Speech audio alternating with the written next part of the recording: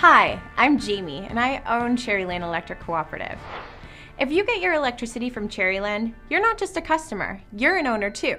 That's how co-ops work. Its customers are the owners. I'm pretty busy, so I'm glad that the co-op has a monthly magazine that tells us owners about the details of being an electric co-op. But hold on a minute. It turns out Cherryland's not telling us the whole story, and it's making some decisions that are risky for you and me. They could double your electric rates. Yes, double. Let's look at what's really been going on. But first, a little background. Don't worry, it won't hurt. Some good news first. Cherryland provides electricity to us at cost. They're not supposed to make a profit, and that helps keep our electricity rates low. Rates should only go up when the electricity prices do.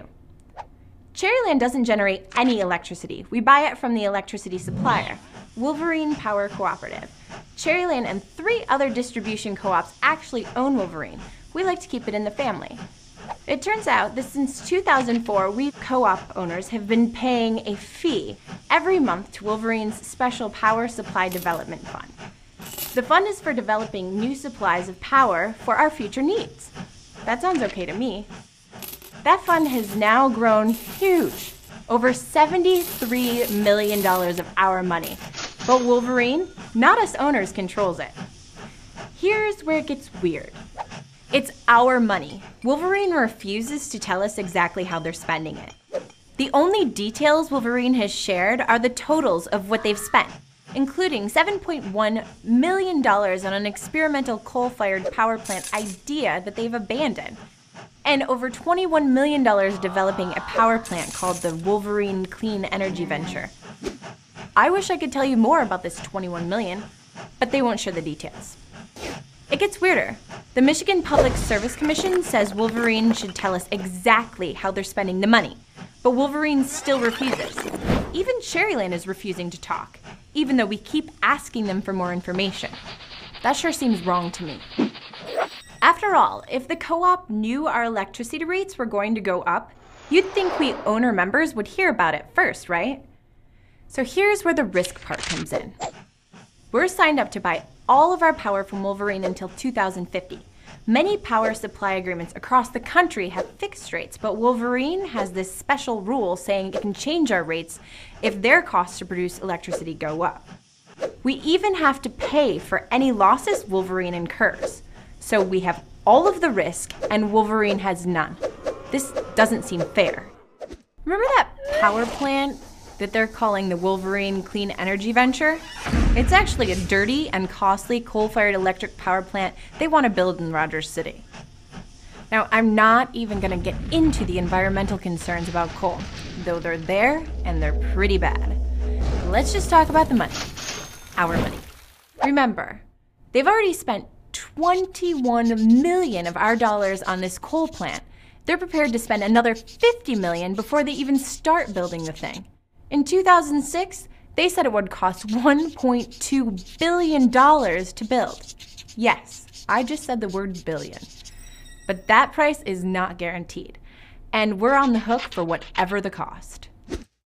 An independent research and consulting firm looked really hard at the cost to build and operate the plant. T.R. Rose and Associates says that what we pay for our electricity will double. That's right, double. Not only that, but when the state of Michigan asked Wolverine to prove that it actually needs their new plant, Wolverine flunked. So, Wolverine wants to build a coal plant they can't justify, and it's going to jack up our rates? Is this really in our best interest? This process has been as transparent as a brick wall. The good news is that there are all sorts of other ways to keep our lights on. And they're a lot cleaner and cheaper than building a new coal plant. There's wind power and solar power, even natural gas. And there are lots of ways to save energy too, which also saves us money. We can truly have a future with clean, inexpensive power that doesn't come from a dirty, expensive coal plant. We just have to rise to the challenge. So, let's get back to our co-op. No matter what happens with this coal plant, Cherryland still has this problem of not telling us what's going on. That's the biggest challenge we face. So, What's to be done? It's easy. Vote. That's it. Vote in the upcoming Cherryland board member election.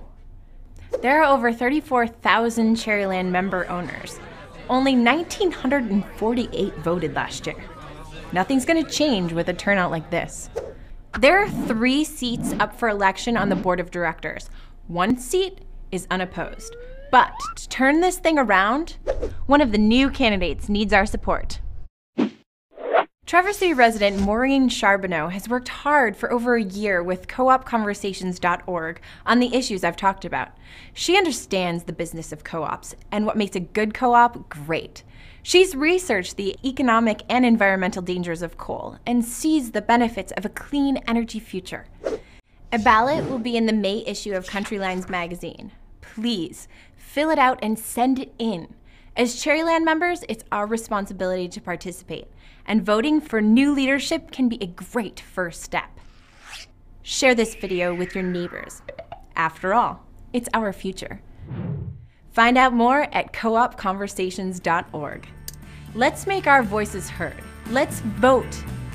Together, we can put Cherryland Electric back on track with new leadership and pointed toward a bright future.